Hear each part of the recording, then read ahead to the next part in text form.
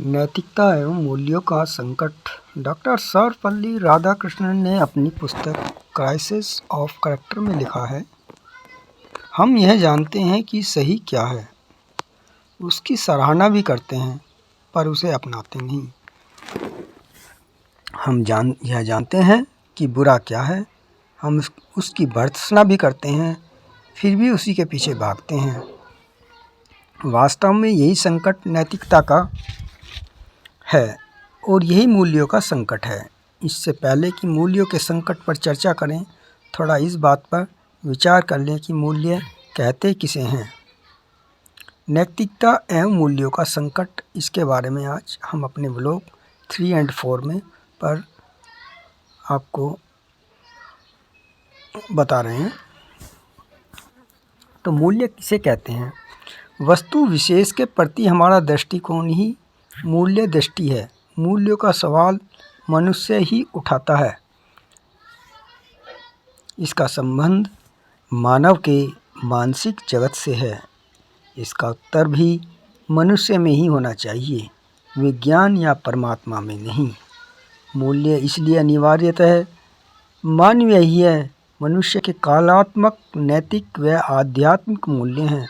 मानव आचरण की कसौटी के आदर्श ही मूल्य हैं। देश, धर्म, संप्रदाय जहाँ जोड़ते हैं मूल्य हैं। यदि राज्य दमनकारी, अर्थव्यवस्था शोषक, विज्ञान विनाशक हो जाए तो ये मूल्य नहीं रहते। मूल्य वह है जो आत्म चेतना को बलवती बनाए। जीवन का मूल्य वह है जो हमें आत्मीयता प्रदान करे। कोई भी भयभीत करने वाली व्यवस्था मूल्य नहीं हो सकती। इस संबंध में विवेकानंद के विचार बहुत ही उपयुक्त हैं। विवेकानंद मूल्य परक शिक्षा के संबंध में अपने विचार व्यक्त करते हुए कहते हैं, शिक्षा मनुष्य के विकास की पूर्णता की अभिव्यक्ति है। उस प्रशिक्षण को जिसके द्वारा इच्छा शक्ति की धारा पर सार्थक नियंत्रण होता है, शिक्षा कहा जाता है। इसको शब्द समूह की स्मृति के रूप में न देखकर विभिन्न शक्तियों के विकास के रूप में देखा जाना चाहिए। इससे व्यक्ति कुशल पूर्वक सम्यक चिंतन सीखते हैं। मेरी दृष्टि में शिक्षा का सार तथ्यों के संग्रह में न होकर मन की एकाग्रता में प्रकट होना चाहिए। हमें चाहिए एक जीवन निर्माण करने वाली, इंसानियत लाने वाली चरित्र निर्माता शिक्षा पद्धति जो विभिन्न विचारों को आत्मसात कर सके। मूल्यों की शिक्षा पर बल देते हुए 1959 में आज़ाद स्मृति व्याख्यान देते हुए पंडित जवाहरलाल नेहरू ने कहा था कि क्या हम विज्ञान एवं तकनीकी प्रगति के साथ मानसिक एवं आध्यात्मिक प्रगति को जोड़ सकते हैं? हम विज्ञान को जोड़ नहीं सकते क्योंकि वह आज के संसार का तथात्मक ज्ञान देता है, परंतु हम मौलिक सिद्धांत को भी भूल नहीं सकते, जिसके कारण अनंत काल से भारत की विशेषता व मजबूरी रही है।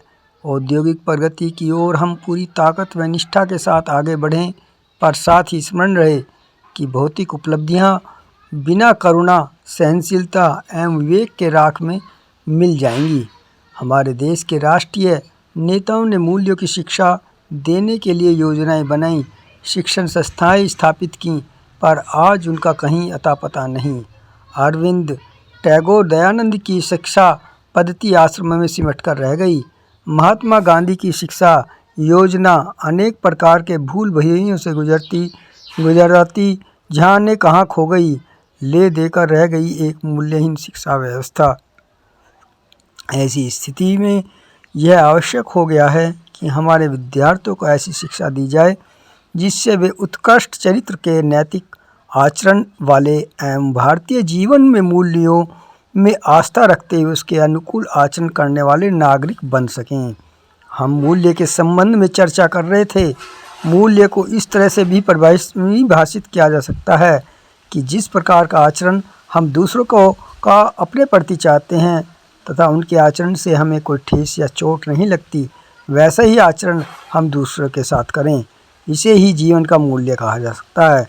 उदाहरण के लिए, यदि हम चाहते हैं कि अन्य व्यक्ति हमारे साथ स्नेह का, समानता का, सहयोग का, सहायक जैसा व्यवहार करें, तो हमें भी दूसरों के प्रति ऐसे व्यवहार करने की सोचना तथा ऐसा ही व्यवहार करना, यह मूल्य कहलाएगा। इन मूल्यों की शिक्षा देने से ही शिक्षा सार्थक बन सकेगी। इससे यह स्पष्ट है कि मूल्य सद्गुणों का समूह है। यही मूल्य हमारी जीवन शैली का निर्माण करते हैं। ऐसा करने में संस्कारों का बड़ा महत्व है। हमारे विद्यार्थियों में सत्य, अहिंसा, करुणा, प्रेम, स्वतंत्रता, समानता, सामाजिक न्याय, बंधुत्व की भावना, श्रम के प्रति निष्ठा, वैज्ञानिक दृष्टिकोण आदि मूल्य विकसित किए जाने आवश्यक हैं। ऐसा होना युग की मांग है तथा हमारी अस्मिता की पहचान भी। जीवन मूल्यों के साथ नैतिकता का गहरा संबंध है। नैतिक आचरण ही हमारे जीवन में मूल्य बन जाते हैं। जिस प्रकार जीवन मूल्यों का संबंध मानव से है, उसी प्रकार नैतिक आचरण का संबंध भी व्यक्ति का एक सामाजिक घटक के रूप में है। मनुष्य एक सामाजिक प्राणी है। वह समाज में अपना सारा जीवन व्यतीत करता है। समाज व्यक्ति द्वारा ही बनता है। यदि व्यक्ति नैतिक आचरण वाले या उदात्त जीवन मूल्यों में विश्वास करने वाले होंगे तो निश्चित रूप से समाज भी नैतिक एवं जीवन मूल्यों में जीने वाला समाज होगा। अतः विद्यार्थियों को नैतिक बनाया जाए, उनके चरित्र को उत्कृष्ट बनाने के लिए हर संभव प्रयास किया जाना चाहिए। आज का व्लॉग हम यहीं पर समाप्त करते हैं। इसके कंटिन्यू रखते हुए हम नेक्स्ट व्लॉग पर आपको इससे आगे का वर्णन करेंगे और विचार विमर्श करेंगे। चैनल को सब्सक्राइब करें, YKS व्लॉग्स को।